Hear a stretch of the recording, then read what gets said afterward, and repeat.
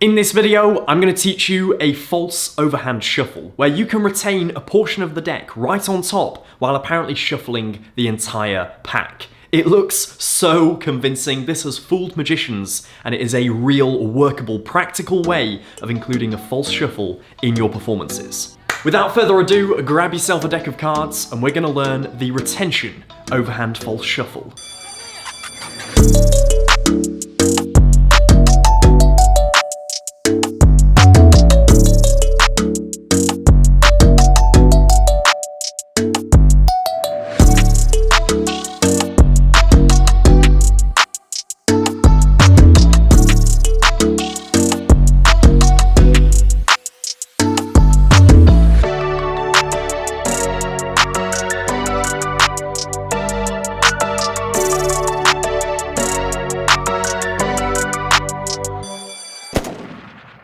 What's going on, guys? Welcome back to another tutorial video right here on the channel. And today, it is good to be back, and I'm so excited to be teaching you the false overhand retention shuffle. You saw it in the intro. It looks like a completely ordinary shuffle, and yet in that, you are controlling half the deck in perfect order. It can be a stack, you can set it up to be poker hands that are dealt out straight away. You can seriously perform miracles with an apparently shuffled deck, and there are so many uses for that.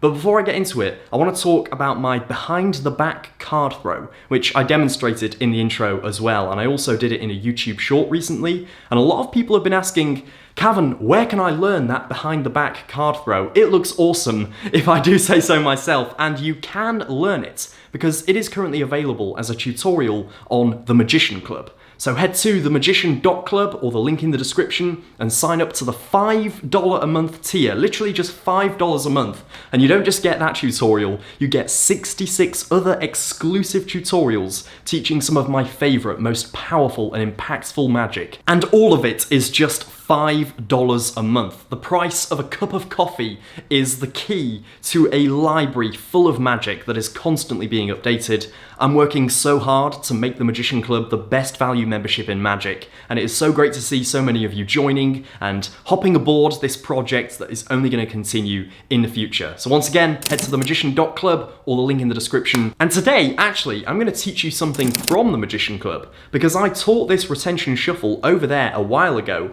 and this is so easy. Anyone can do it, so grab yourself a deck of cards and let's learn this move. So we're going to start with a little demonstration of the move. This is what it looks like. It looks, it feels, it sounds exactly like a normal overhand shuffle. Sometimes I drop cards, sometimes I turn them over.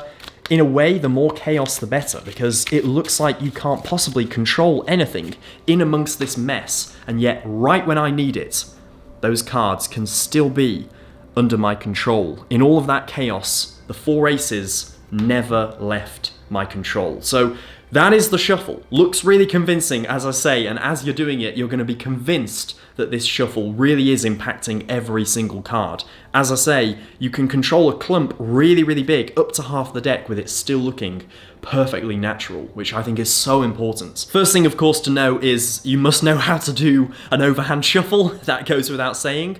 But once you've got that down, it's really no more difficult than an overhand shuffle, in my opinion. There's just one key difference. And actually, it really is just one difference, because this finger is going to play a massive part in keeping those cards under control. You'll see what I mean. So the four aces go on top, they can equally go on the bottom, that really doesn't matter, but I'm going to keep them on top like so. And in fact, I'll turn them over just for explanation purposes so that you can keep track of where those aces are. The first thing I do is I get into end grip, or biddle grip, or whatever you want to call it, to do an overhand shuffle as I normally would. And this first one is going to be completely normal. There's nothing weird about this first shuffle that I do. I'm going to pull with my thumb, or you can do the sort of drop into the hand variation. However you get the cards into the other hand, really doesn't matter, but I prefer to pull with the thumb.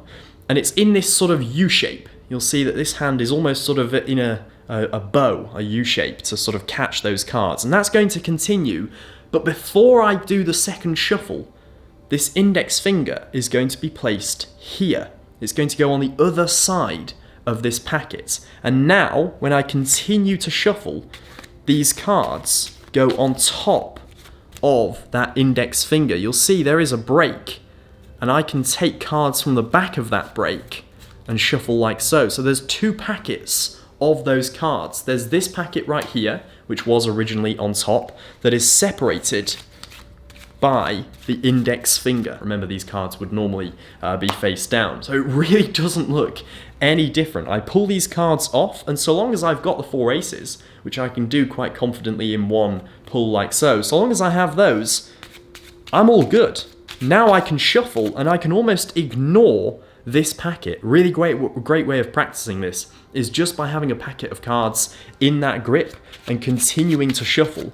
So I'll show you from this side that when I take cards, I'm not taking from these four aces right here, I'm taking from this, which is essentially the back of the deck, and I'm continuing that shuffle round and round and round. You can see how it is instantly repeatable and endless as well. I can just continue to shuffle this as if it were a normal deck of cards, and at the moment that I want the aces to be back in control, I take this back packet and I put it on top.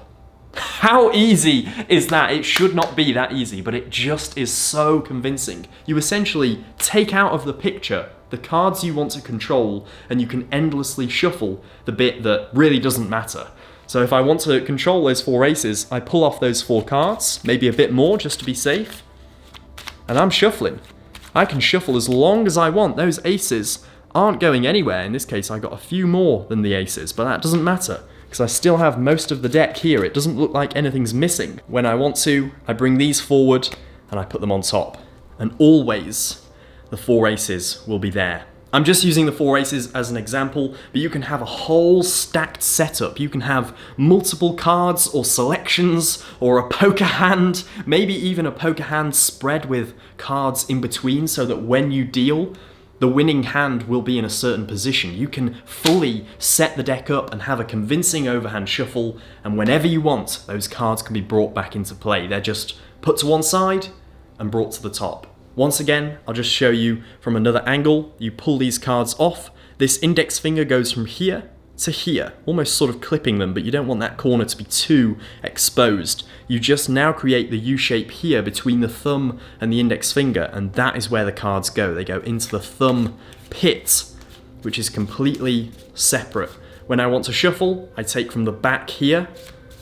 When I want to bring those cards back into play, I bring them here, I square everything up, it looks normal. Don't worry about cards going everywhere, don't worry about that chaos. That just adds to it. If cards fall on the floor, which one did a minute ago, that is okay. If you don't really look like you know what you're doing, that miracle is gonna look even more impressive. That right there is the tutorial on the retention overhand false shuffle. I always get those words in a different order every time I say it, but that is the shuffle, and yeah, it is super easy. You can go out there and perform it. There are so many uses, but make sure you have a use for it. This isn't a trick. It's not, I have four aces, I'll shuffle the deck, I still have four aces. This isn't a trick, this is a technique that can be added to tricks. So if you already have a trick where setup is required, then add this into it and you're gonna have an even more impressive magic trick.